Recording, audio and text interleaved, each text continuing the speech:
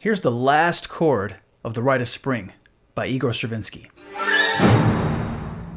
Let's talk about it. Keith Horn's Chord of the Week.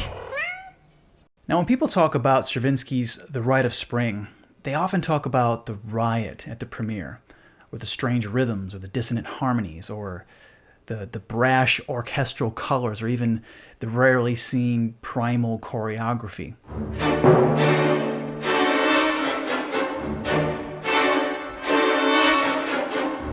But there isn't a lot of talk about what I find to be one of the most interesting aspects of this piece of music, the very last chord.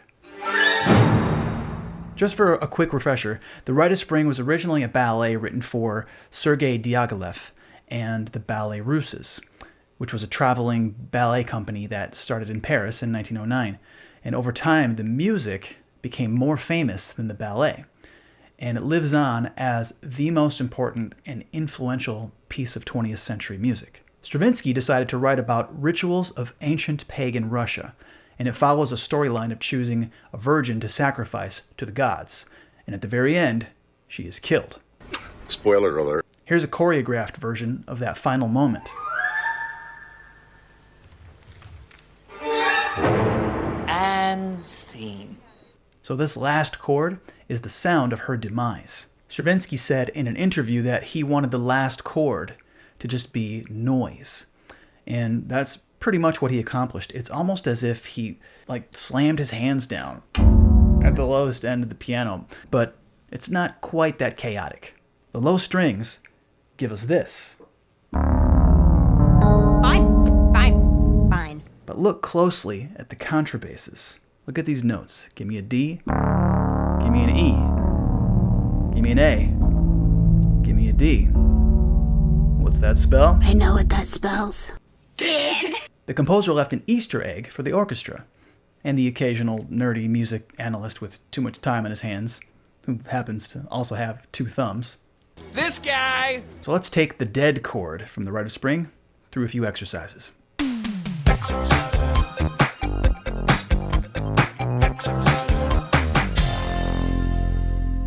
Now, because this chord is supposed to be noise, it's not really about the notes of it, but in order to stay consistent over these videos, I should break it down into something digestible. So honestly, if we took it up a couple octaves, it's this. You know, it's a D sus2, and it has an added sharp 11. But if we remove all the doublings, we're just left with this. D sus2 sharp 11. It's just four notes, really. There's just a lot of doublings. So that's kind of an interesting chord. It's not the dead chord, but it is the four notes of the dead chord. So what we can do is plane that through the plagal cycle as is, like this.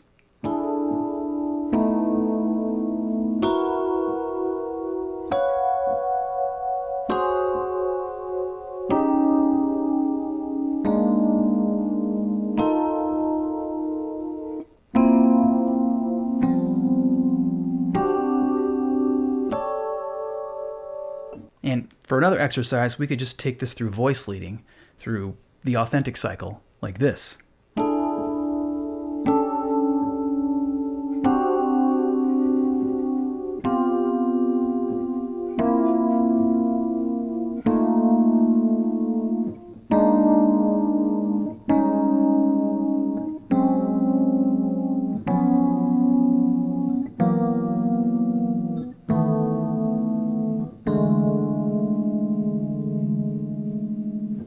And that is Stravinsky's secret dead chord. Although it's not a secret anymore. You can't even keep a secret? Yeah. Who this? This beat. Yo, who this?